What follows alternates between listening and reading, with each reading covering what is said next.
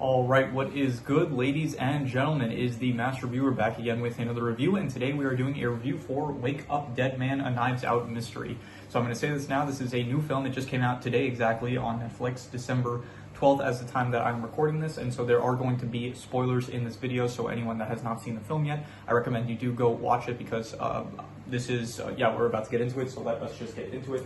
Starting off with the plot / mystery / drama. So I'm not going to get too in depth with this one because it is, as usual, just in general with the Knives Out movies, the mysteries are a bit not complicated. They're very straightforward when you actually watch it, but there are a lot of details, and so it is difficult to explain exactly all of the stuff going on in the film. But largely the film centers around a priest named Judd Duplessis. He is a priest. He has a bit of a violent past where he was a boxer and he ended up killing a man, and from there he ended up finding the faith of Christianity, and so he becomes a priest. And then from there but he ends up getting a bit violent again. There's someone at his church that ends up kind of, by the way, I'm not a Christian and I'm not like very well versed, so I might say like some incorrect terms or something here and there when referring to the Christian related topics in this film, so apologies if I'm saying something incorrect. But anyway, someone in his church, he ends up getting into a spat with him, and then he ends up punching him, and because of that he ends up he gets transferred. He is moved to this church that's somewhere else, and this church is run by this guy played by Josh Brolin. I forgot the name they call him. They call him it's not Monsieur, it's like so I want to get the name right, so I'm actually going to check real quick. Just give me a second. Okay, so I think it's pronounced Monsieur. It's kind of spelled weird, but yeah, so Josh Brolin plays this priest, I'm pretty sure it's priest. I'm pretty sure pastor is below a priest in terms of rank, something like that. So Monsieur Wicks, that is who Josh Brolin plays, and he is this priest that he's kind of corrupt. He is he's a religious person that uses religion for the purposes of like corruption, and he's kind of using it to control people and stuff like that. And I do appreciate that this film kind of tackles that subject of religion and how it's like the different versions that the different ways that it can be used for, where it's like there's people like Judd who uses it for the purposes that it's intended for. It's meant to be to help people. It is meant to be to provide service to people. It is not meant to be used for people like Wicks, where he's using it for selfish purposes to gain power, to radicalize people, and that is not the way that it is intended to be used for. So I think that this film does a very good job of tackling that subject. But so basically Judd ends up working at this church that Wicks is running, and he is Judd is just trying to do his best to be a good not preacher, I guess a preacher, a priest, basically helping people out. But then Jefferson Wicks, he's saying like all this bad stuff, like if you have selfish desires, lean into it, like do all this like bad stuff, which I think probably for like the purposes of this film, like it is like not exactly, I guess it's not meant to be accurate to reality, but I don't imagine like probably I've never been to a church before. I don't imagine like pastors are probably saying this kind of stuff, and like even if they are corrupt. But he is definitely saying like some stuff that is getting a lot of people like to leave the church. And so eventually it's stated that like when someone chooses to leave, it says to everyone else that they are choosing to stay and stick with Wicks. And so eventually he culminates this herd of people, this small radicalized kind of group of people that believe in him and like basically treat him like Jesus Christ himself, where he can do no wrong, even when they find out later on that he had a son out of wedlock and then abandoned him, who turns out to be one of the characters in the movie. They all say like, well, we didn't really know this other woman that like left the child, and so like we really can't blame even if like Father or Monsieur Wink. It's difficult to say the name. Even if Monsieur Wicks knew about like the child, which he did know, like we should still be defending him. And then they even say at one point like no matter what he does wrong, we will still like side with him or something like that. So it is really just showcasing the fact that he is brainwashing these people, and there are definitely parallels to like real life people that you can definitely draw in this film. And I think it does a good job of portraying like the actual like the lunacy and the logic of like how some people, they will defend the indefensible like for the sake of for I guess because either they've been brainwashed or that they themselves like just I don't know, just it's hard to describe this kind of stuff, but it's definitely like very similar to stuff that happens in real life, where you do have people like defending stuff for the purposes of just like because it is their person, like this is the person that they are so infatuated with that they are going to look past all the flaws of this person in order to defend the heinous stuff that they end up doing. So all the hypocrisy they will look past because they are just very much they're just like they're with them until the end, even no matter what they do. So yeah, but basically, so the plot is that Wicks is causing a really hard time for Judd. He is making things very difficult at the church. He's getting everyone to side against Judd. Judd just ends up, he tries to make a prayer group just with some of the other congregation members, and because he just didn't notify Wicks about this prayer group, then everyone suddenly, like, they leave. They're like, oh, we're not going to be a part of this. Like, this is not sanctioned by the church, and so they end up leaving. So Judd is just really having a bad time. He is trying his best to be a good priest, trying his best to like just help people out, but then he is struggling very much to do so. Eventually, they're at a congregation, like a whatever you call it, when people meet at a church group. Then Wicks ends up getting murdered, and then this is where basically you get into the mystery aspect. In fact, Benoit Blanc, like the main character of these movies, he doesn't actually show up until I think 40 minutes into the film, which I think similarly to I think the first film. I think in the second film he shows up pretty early on, but then in the first film you don't really see. Well, you see him, but like he's kind of off in the background. Where this film, it's like he actually just doesn't show up until 40 minutes into the film. But then he shows up, and then you finally start getting to the mystery stuff. And from here, I'm just going to kind of skip ahead because it is a lot of like just detective work they do, finding clues, solving like the mystery and stuff. And I think it's all very good, and so I definitely would rate it highly. But then I'm just going to skip to the end where eventually, spoilers ahead. This is like the big spoiler of the entire movie. It is found out that the one that killed him was. We find out that it was really Martha. She was the one that ended up killing Wicks with the help of Dr. Nat, and they were doing it, and as well as Thomas Hayden Church's character, what was his name, Samson. Yeah, they did it for the purposes of, because they found out that like with the help of Cy, another character, Wicks was going to end up becoming like so. Cy was going to help him like basically gain more influence through social media and stuff, and it would lead to him getting like so much power, basically using this corrupt version of Christianity, which at this point is not even Christianity. At this point, he's like recommending like a lot of the opposite stuff that Christianity preaches. So she wants to stop this, so then she basically says, okay, we're going to kill him, and from there, they are going to, because she ends up, I should mention this as well, Wicks's grandfather, he sees how like corrupt Wicks is, as well as his mother, by the way, like was like the grandpa is not innocent either, because his daughter, she ended up like leading this very terrible life because she ended up accidentally getting pregnant and then giving birth to Wicks, and so from there, like she was called the Charlotte or the harlot whore of the church, basically, and so she just like she like was this very like everyone hated her from that point. So the grandpa ends up telling Martha basically where his diamond is, and so from there with the diamond, she has the knowledge of the diamond. She doesn't end up telling it to Wicks's mother, but then Wicks's mother ends up getting arrested. So then Martha is the one with the information, and then later on, Judd ends up challenging her to like confess her actual sins to Wicks, which he doesn't think that she would do because of how the way Wicks operates and stuff. So then she ends up telling him where the diamond is, and then from there, she realizes she made a mistake, and then she realizes that Wicks is not the right person to have that information and to get rich. So she basically says, okay, I need to like redeem myself, otherwise everything I've been doing at this church will have been for nothing. So she ends up, with the help of Dr. Nat and Samson, she ends up killing Wicks, and then from there they have this plan where they like switch the body of Samson with Wicks, and then Samson inside of the tomb, he like steals the body. Like Wicks was gonna get buried with his father, and then his father's like decayed body would have the diamond inside of it. So then Samson ends up getting the diamond, and then he escapes the tomb, and then from there, but then Dr. Nat realizes that like he has an opportunity to get rich and get his like wife back that left him and stuff, and he ends up taking it, so he ends up killing Samson, and then Martha sees that it went wrong and stuff, and so basically, skip ahead, this all probably sounds very confusing, especially if you haven't watched the film. If you have to watch the film, it might even still sound confusing because I'm not doing a great job of explaining it, because it is a very intricate, well-woven film that is very difficult to like actually recap, but overall, so anyone that was involved either ended up getting killed or ended up getting caught, and so everyone that was responsible basically dies in the end. So the film ends basically with Martha, she ends up dying, but Father Judd was able to absolve her of her sins and all that, so it's kind of a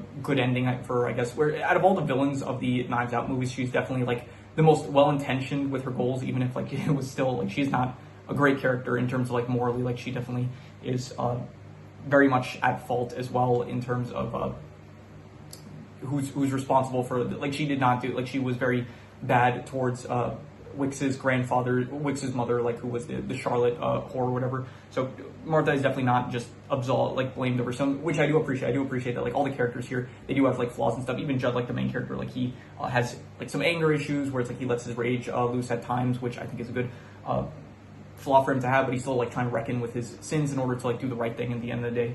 And yeah, so overall the plot / mystery. It ends basically, Martha, she ends up like poisoning herself, she ends up dying, the same poison that she used to kill Dr. Nat and stuff, so she ends up dead, and then from there, she ends up, so now Judd ends up, he has the diamond, and Benoit Blanc just like looks the other way, and then he ends up putting the diamond in a cross of like Jesus Christ and stuff, so it's in the cross, and so yeah, that's basically how the film ends. Judd just is now like the head of the church and stuff, so all's well that ends well, I guess. You do kind of see what happens to like every other person, like you see that Sai, he's still like salty about the diamond, he wants to get the diamond back still, and says, anytime you now make a purchase, I'm going to audit you to try to find out what happened to the money. You have this other guy that like barely shows up in the film, which I'll get to a bit later, but Lee Ross, he ends up selling a book and it finds success, but only among a crowd that he doesn't really want to be a part of. Just give me a second here. Right, got a low battery, so I'm going to have to, it's fine, it's all like 20%, it's on low power mode now, so I think I'll have enough battery for this recording. Yeah, Vera, who I think she ends up like selling off her law insurance, she ends up moving somewhere, I'm pretty sure.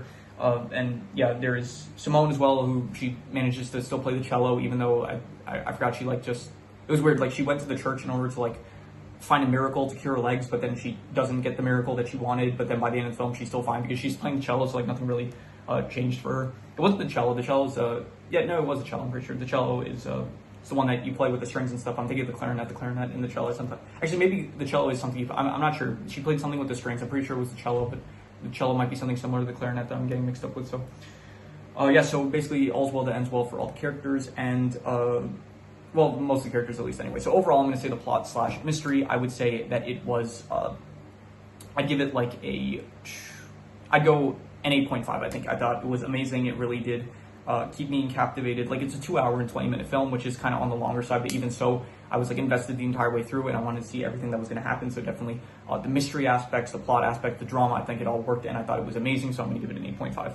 In terms of the characters, I will say this is probably the weakest in terms of actual characters in the film out of all the Knives Out movies. It feels like in every film before this, like you did have like a pretty big focus on a lot of the characters and the suspects in the first film, the second film, but then in this film, it does feel like there's certain characters that like barely just show up in the film, like Simone, Lee Ross, Vera. Like it feels like they have some scenes here and there, but it really feels like they play more of a back role, and they're not really suspects. It's not like they're getting interrogated or something like the characters were in the first film, or in the second film, it was like very isolated, so it was just these characters that we have here in the Glass Onion Island. But then in this film, it definitely feels like just there's characters that, like even Dr. Nat, who was one of the killers, like it feels like doesn't feel like he's in the film that much.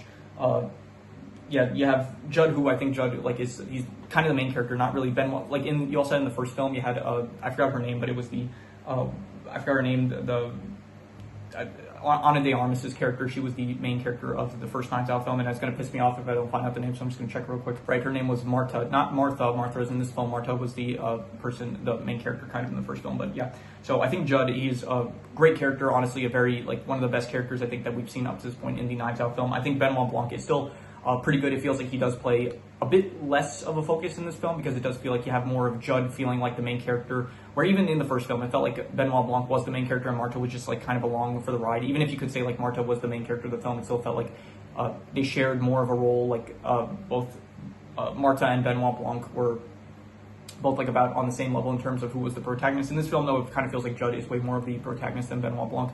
Benoit Blanc's still great, though. I still appreciate him. He's still a very fun character. A bit less so in this film compared to the other films, though, it feels like. So.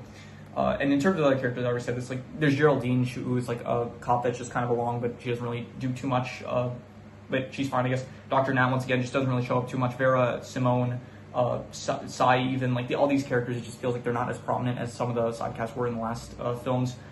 Josh Brolin as Jefferson, which I thought did a great job. Samson as well, by Thomas Hayden Church, I thought was good as well. Once again, just a character that doesn't joke too much, which is a bit of a shame. I think Jefferson, Judd, and Benoit Blanc, they're like the prominent ones in this film, as well as like, you could say maybe Martha, but even Martha, like even her less so.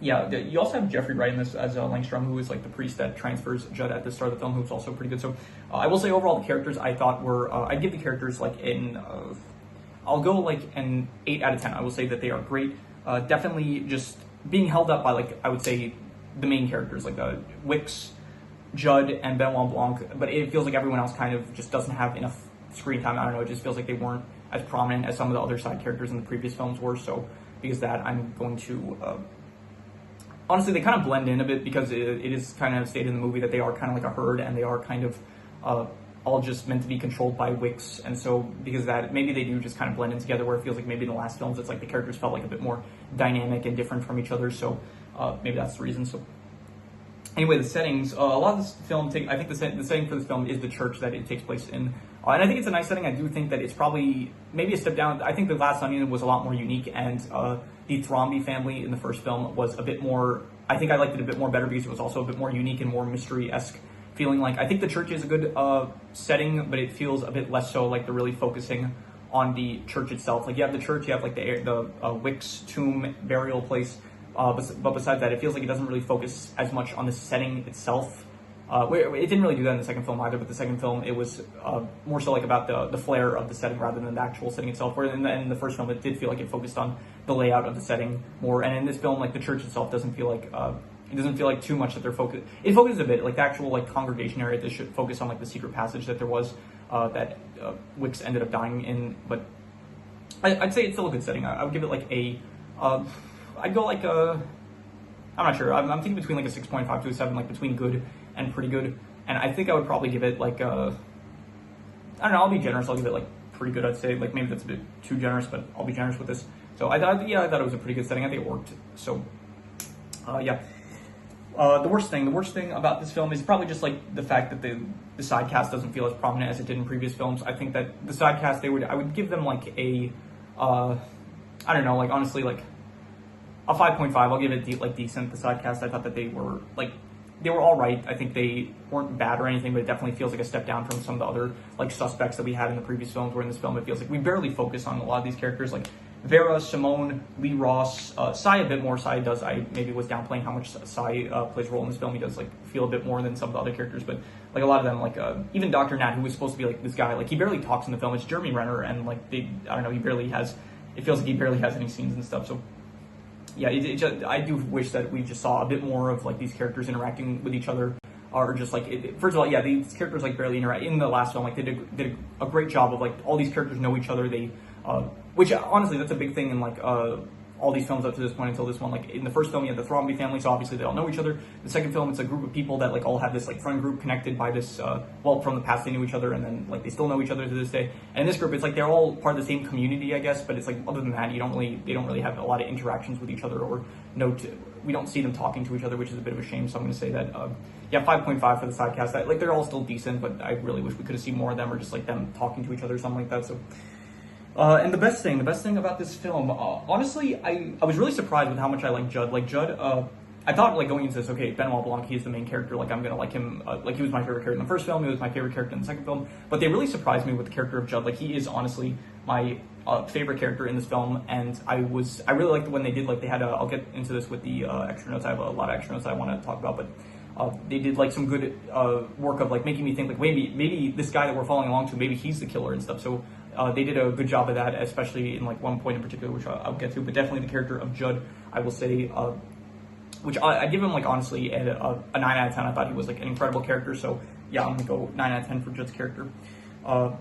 Yeah, I'm gonna go over some extra notes. Let's see here. The score for the film, I thought the score was great. I thought like they did a great job of like the music at moments and at times it was great. A lot of the light shifts I also liked as well. When like Judd first meets Benoit Blanc, I really like the light shifting when the characters are talking. When it's like when Benoit Blanc, he's talking about like his like views on religion and stuff, and like how like the way he perceives it and stuff, and then you have it shifts to Judd's more optimistic view of like religion and stuff. And I like how it's like when Benoit Blanc is talking, it's like much more darker and stuff, and then when Judd is talking, it's a lot more.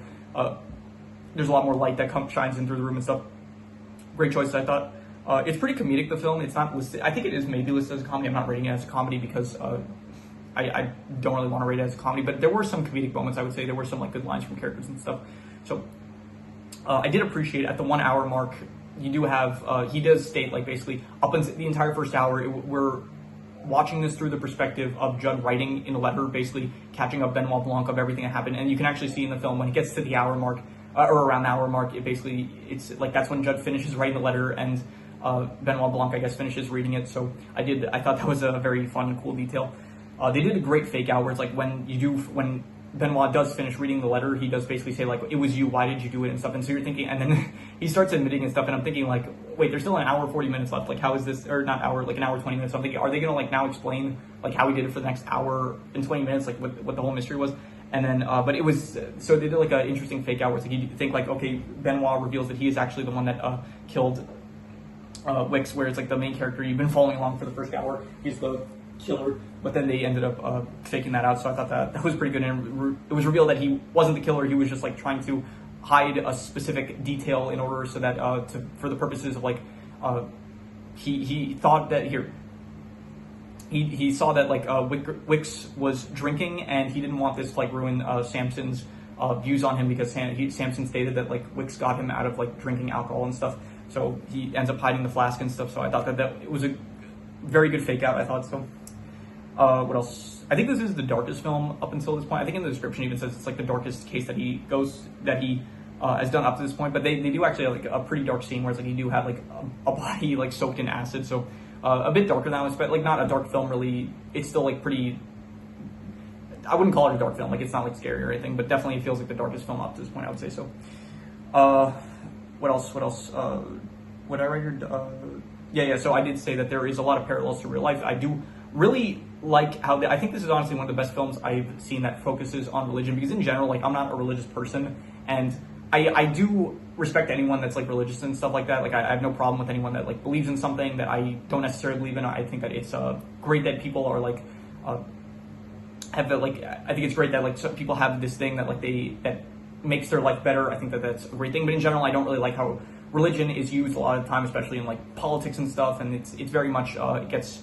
I don't really like talking about politics on the channel, but I want to talk about it a bit for, like, I think it's used a lot of the time, like, for not the right purposes. Like, the whole thing of Christianity, it's supposed to be, like, loving and, like, caring with people and stuff, and it's supposed to, like, help people out in life, like, be of service, like, to people in order to make their lives better. And I think that this film does a really good job of, like, showing off, like, how, Judd specifically, like, he is a great representation of what a good Christian should be, like, someone that, not perfect, definitely by all means, like, not a perfect person, has flaws and stuff, but is trying their best in order to help other people, help, like, make people better. And I thought that Judd was, like, a great characterization of, like, what a good person that is, like, someone, like, flawed that is still trying to do the right thing. I thought that Judd was a great just portrayal of, like, what that kind of person should be, as well as I thought that they did a good job with, like, the congregation where Jefferson Wicks, like, Monsieur Wicks, he's like giving all the wrong messages, radicalizing this small group of people, and getting them to believe in something that is very far from like the original thing that he is supposed to be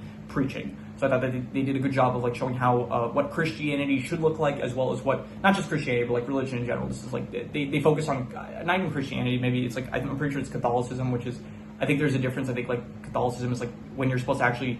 I think Christianity is like you just have to believe in Christ, and then in Catholicism, it's like you have to believe in him, but you also have to like show that through your actions and stuff. So I did think that they did a good job of like showing what Catholicism should be like with the perspective of Judge, and then Wicks's perspective of like how it can be used like for the wrong means, and like how it can be used to corrupt people and like do the opposite of what it's intended to do. So I thought that, I think it did a really good job of that, and like showing how people can like that start to believe in it, they end up like blocking out all common sense. Like they start believing that. They start defending the things that are indefensible about certain people. Like they find out Wicks is doing one of the like he's being extremely hypocritical by like preaching about how like he's not supposed to he basically abandons a child out of wedlock, and then Vera, she basically says like how could you defend this or something like that, and then everyone's like no, they start like coming up with like excuses for him.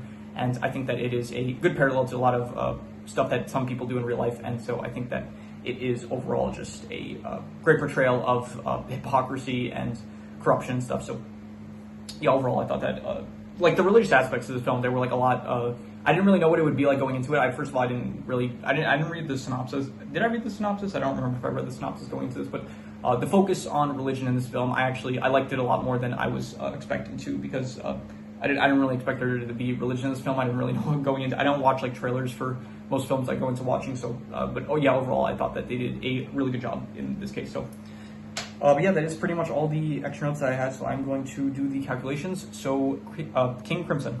All right, so it ends up coming out to about a 7.5, which would be very good, but honestly, I would rate it a lot higher. I think, honestly, I would give this between an 8.5 to a 9. I thought that this was between amazing and incredible. This is one of the best films I think I've seen this year. This is definitely, I think, at the moment, I liked it more than Glass Onion, and I think it's on par with the original Knives Out, if not a bit better. So honestly, I think I'm just going to leave it at that. I'm going to say it's between an 8.5 to a 9, between amazing and incredible. I think if it, I might have some recency bias, so I do want to, let it marinate.